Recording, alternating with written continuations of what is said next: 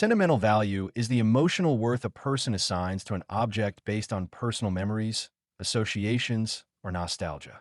It makes an item irreplaceable to the owner, even if it has little to no market value.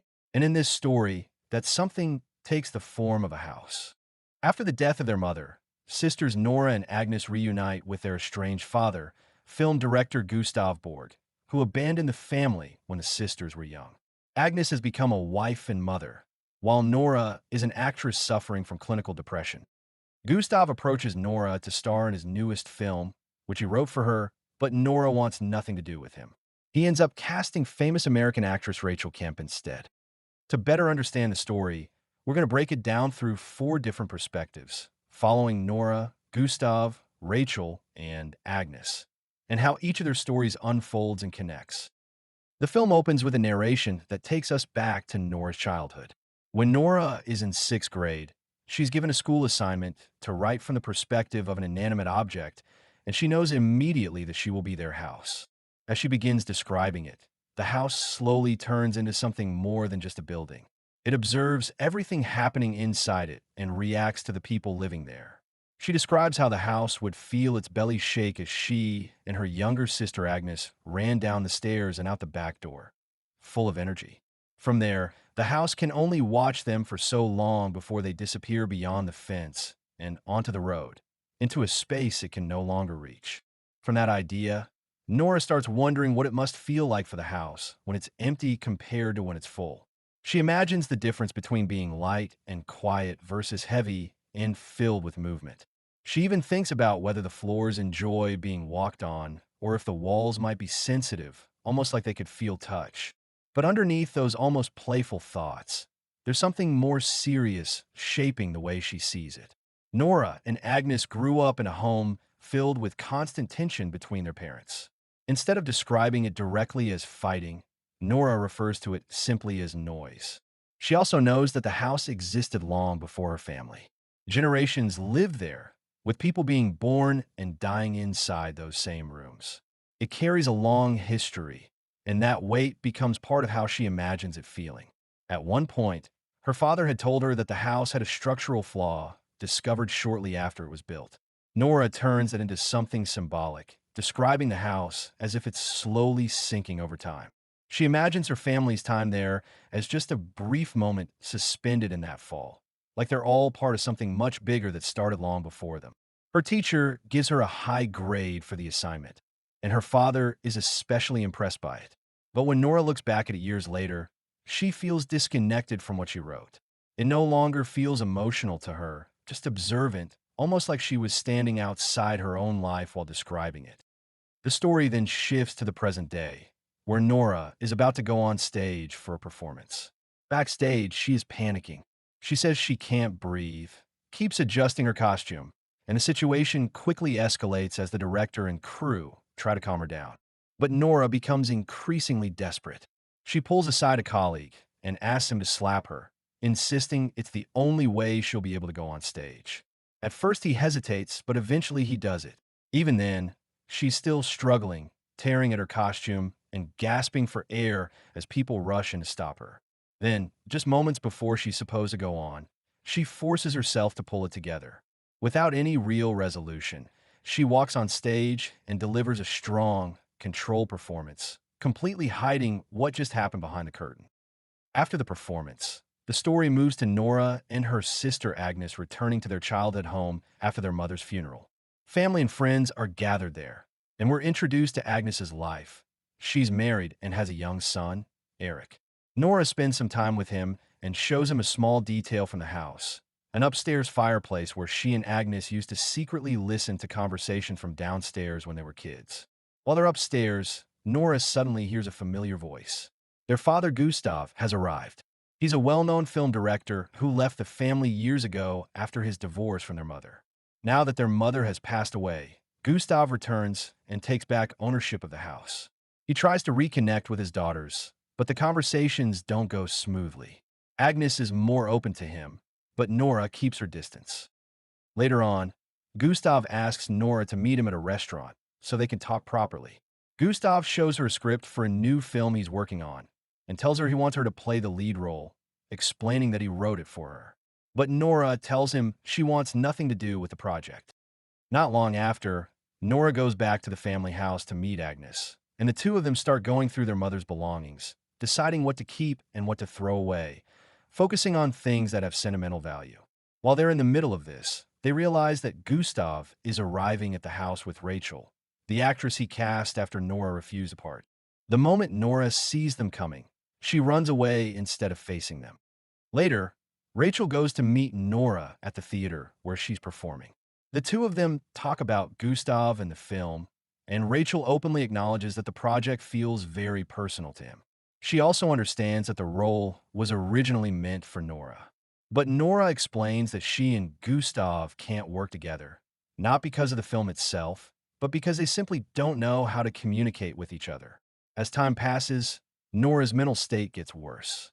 She becomes increasingly depressed and eventually cancels a performance, something she normally would never do.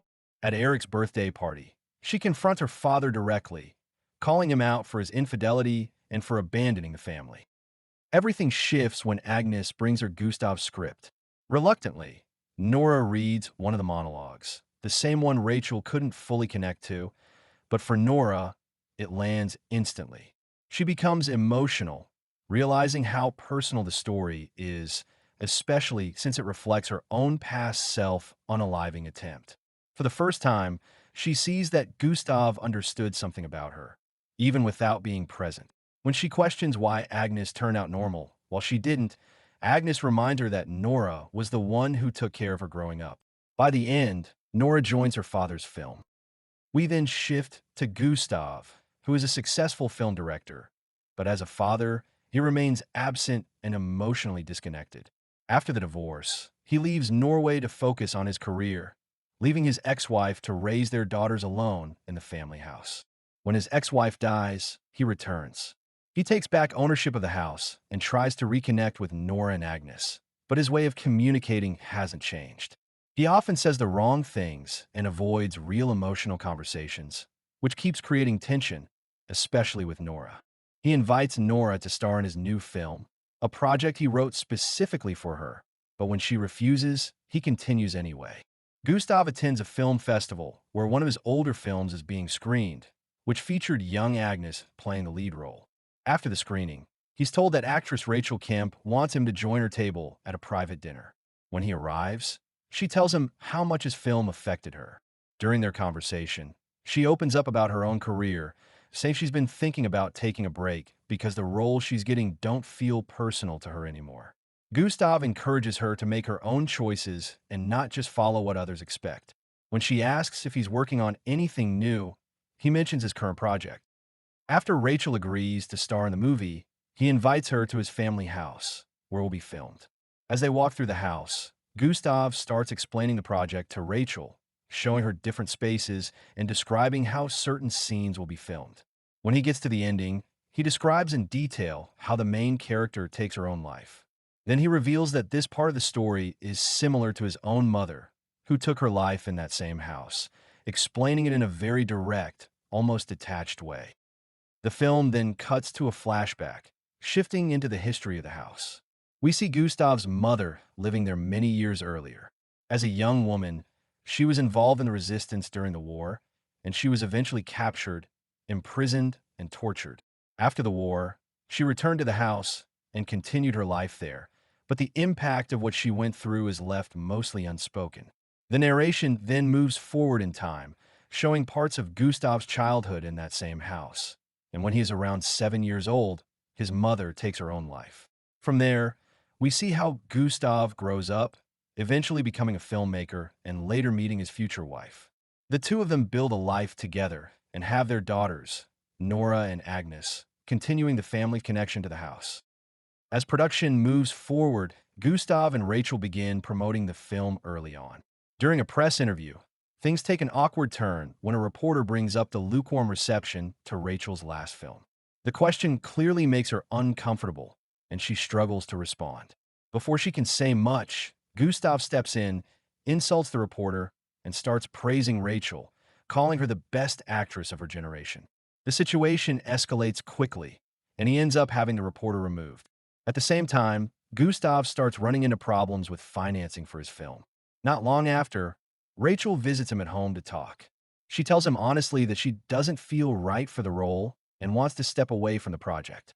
Still, she makes it clear that she's willing to stay if that's what he really wants. She knows how personal the film is to him and that the role was meant for his daughter. Gustav understands, even as Rachel starts to break down in tears. He comforts her, hugs her, and lets her leave without pushing her to stay. Later, Gustav brings the script to Agnes, still trying to move forward with the project. He also brings up the idea of casting Eric again, but this time Agnes firmly refuses. She tells him she doesn't want her son involved and finally expresses her own frustration about how he left the family. Gustav leaves the script with her and goes. He later collapses after a night of drinking, forcing another moment of reconnection with his daughters. After recovering, he renovates the house and finally manages to move forward with the film as he first imagined it, now starring his daughter and grandson. Then we shift to Rachel, who enters the story as an outsider. She meets Gustav at a film festival after being deeply moved by one of his films, and she quickly becomes involved in his new project. As she prepares for the role, she tries to fully commit. She changes her appearance to resemble Nora and considers adjusting her accent to better fit the film. But despite her effort, something doesn't feel right. While rehearsing in a house, she struggles with the character. She questions the meaning behind the monologue, who the character is speaking to, and what motivates her. The more she tries to understand it, the more disconnected she feels. When she meets Nora, she begins to understand why. She realizes the role was meant for her, and that the story is more personal than she initially thought. Eventually, Rachel admits she doesn't feel right for the role and chooses to step away, even though she's afraid of disappointing Gustav. Finally, we move to Agnes, who represents the more stable side of the family. She built a life with her husband and son, but she's still deeply connected to the past, especially the house and everything it represents. After their mother's death, she takes on the responsibility of handling what's left behind. She goes through their mother's belongings, trying to decide what to keep, what matters, and what holds sentimental value. She also starts looking deeper into their family history. At the library, she reads records about their grandmother, learning in detail about the torture she endured. The experience deeply affects her, making the past feel more real and immediate. When Gustav tries to involve her son Eric in the film, she refuses. Unlike before, she sets a clear boundary with him and expresses her frustration about his absence during their childhood. At the same time, Agnes becomes the bridge between Nora and Gustav. She's the one who reads the script, recognizes its meaning, and brings it to Nora. In doing so, she helps reconnect the story, not just the film, but the family itself. By the end of the film, nothing is fully resolved. Nora and Gustav don't repair their relationship in any obvious way, and the past doesn't get undone. But there's a change in how they relate to each other, especially once they begin working together on the film. What shifts is Nora's understanding. For most of the story, she sees her father only through his absence and the damage it caused. But through the script, she starts to recognize that he did try to process those same experiences, just in a way that never reached her directly. At the same time, Gustav doesn't suddenly become a different person. He still struggles to communicate, but the film becomes the one place where everything he couldn't say is expressed. This is where the idea of sentimental value comes back into focus. The house was never important because of what it was worth. It mattered because it held everything: their family history, the trauma that carried through generations, and the memories that shaped all of them. In the end, the story doesn't try to resolve those things. It shows how they remain and how understanding them changes the way the characters see each other and themselves. At its core, sentimental value is not just about a family. It's about filmmaking itself and about generational trauma. The film presents art in a very paradoxical way. On one hand, filmmaking is shown as something deeply powerful. Through Rachel, we see how a film can completely move someone, how it can feel personal even if it wasn't made for you. But at the same time, the film also shows how art can become a form of escape. Gustav doesn't process his life through direct relationships. He avoids confrontation, avoids responsibility, and instead channels everything into his work. The irony is that he is able to understand Nora deeply, even her depression, but only through writing a script, not through being present in her life.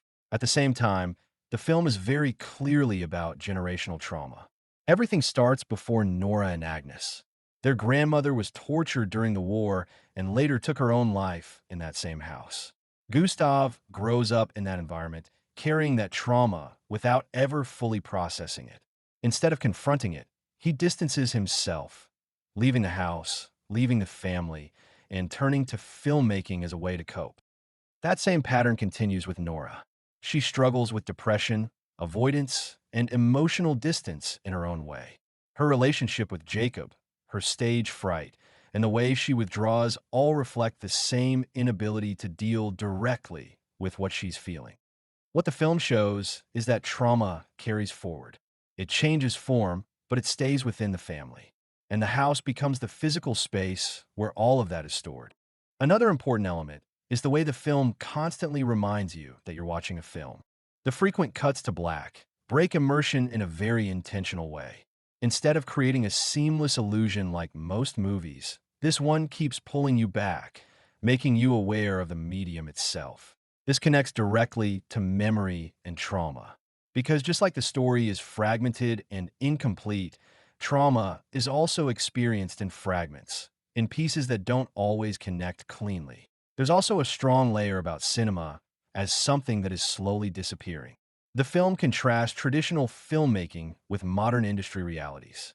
There are mentions of Netflix, financing struggles, and uncertainty about theatrical releases. Gustav represents an older generation of filmmakers, someone trying to hold onto a certain way of making films, even as that world fades. In that sense, the film he's making is not just about his family. It's also an attempt to preserve something, both his past and his way of working. One of the most powerful moments in the film comes from the same monologue being read twice. When Rachel performs it, the scene is technically strong, but something feels slightly distant. She's trying to understand the character from the outside. Then later, Nora reads the same lines. She's not performing, and she's not trying to interpret it. And suddenly it works. The difference isn't skill. It's that the story belongs to her. The film isn't just inspired by Nora. It comes from the same emotional place she's in. Some people criticize the ending as too neat or unearned, but the film isn't really about simple forgiveness. It's more about recognition. Gustav doesn't suddenly change or redeem himself, but once his past is understood, losing his mother at a young age and growing up in that house, his behavior is placed in a clearer context. This becomes even more significant when we consider that Nora also attempted to take her own life, mirroring what happened to his mother. That parallel likely carries a heavy weight for Gustav and helps explain why he feels the need to work through it in the script. The film becomes a way for him to process something he was never able to confront directly. The same applies to Nora. She isn't simply broken, but part of a pattern that began before her.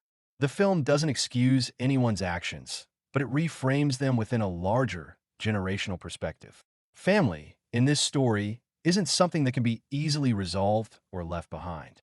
The connection remains, even when it's painful, and that is what gives the ending its weight. It doesn't offer a full resolution, but it shows a shift in understanding between them. The house is the clearest symbol of all of this. At the beginning, it's described as flawed, slowly sinking, carrying generations of memory and trauma. By the end, it's renovated and used for the film. It doesn't erase what happened, but it transforms how it's held. The film also leaves a lot unsaid. Important moments happen off-screen, and we never get a complete picture. Even the voiceovers are ambiguous, shifting between perspectives without clear identification. This reflects how memory and trauma actually work. They're incomplete and subjective, and they're always shaped by who is remembering them. In the end, sentimental value isn't about resolving trauma. It's about recognizing it and understanding how it moves through people, through families, and through time, even when no one is directly talking about it. The end. Thanks for watching. Don't forget to like and subscribe. And until next time.